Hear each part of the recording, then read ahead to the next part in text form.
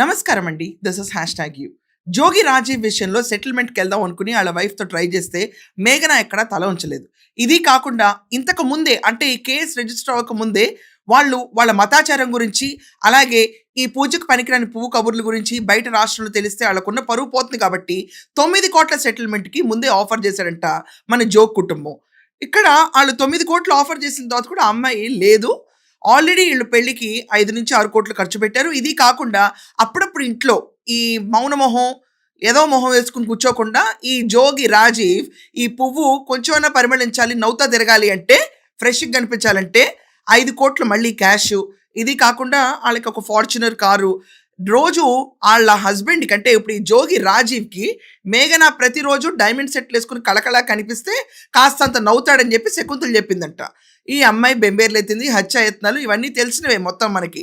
So ఇన్ని కష్టాలు పడిన తర్వాత అమ్మాయి ఒకటి డిసైడ్ అయింది ఏంటంటే ఈ 9 కోట్లు వద్దు, ఈ బోర్డు సెటిల్మెంట్ వద్దని చెప్పి ఇబ్రహీంపట్నం పోలీస్ స్టేషన్లకు మాత్రం లేదు, మీరు అర్జెంటుగా ఈ కేసు ప్రొసీడ్ అవ్వండి, నేను మాత్రం ఎక్కడ వెనక్కి తగ్గను అని చెప్పింది.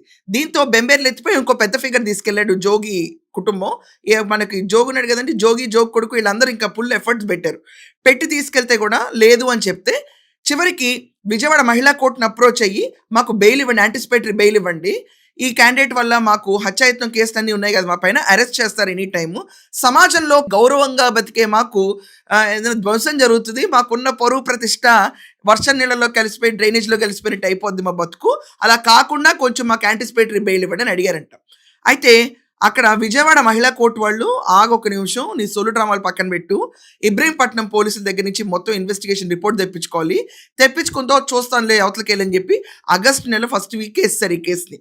ఈలోపు ఇబ్రహీంపట్నం పోలీసు వాళ్ళు ఈరోజు జోగి రమేష్ ఇంటికి వెళ్ళారు. ఇంటికి వెళ్తే అక్కడ శకుంతల తప్ప ఎవరూ లేరు.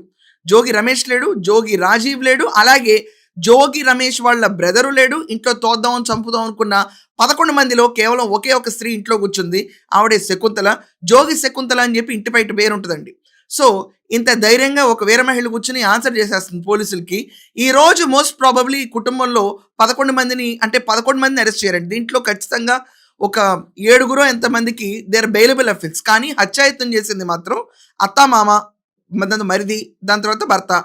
ఈ 4గురిని మాత్రం కస్టడీకి తీసుకుంటారు హత్యాయత్నం కేసు కింద. మిగతా వాళ్ళందరూ డౌరీ హెరాస్మెంట్, తీసుకురావా డబ్బులని సొదబ్యాచ్గాళ్ళి. సో ఆ సొదబ్యాచ్గాళ్ళని పెద్దగా పట్టించుకోరు ఈ కేసులో. వాళ్ళకైతే డెఫినెట్లీ అది అసలు అరెస్ట్ కూడా చేయరు, కోర్టులో ప్రొసీడ్ అవుతాయి ఆ కేసులు.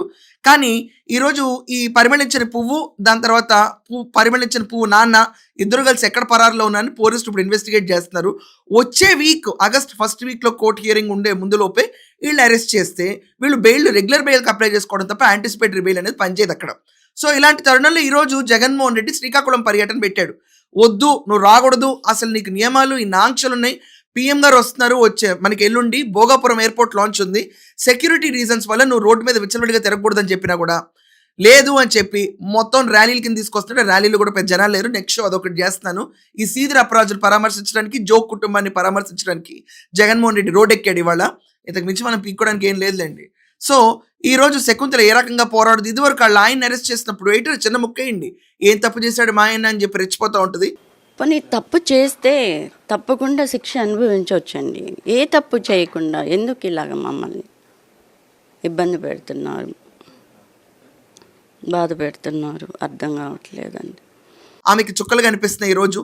మరి కొద్దిసేపట్లో జోగి కుటుంబంలో అరెస్ట్ అనేది మాత్రం సంచలనంగా మారబోతుంది ఆంధ్రప్రదేశ్లో. That's all for now. Thank you.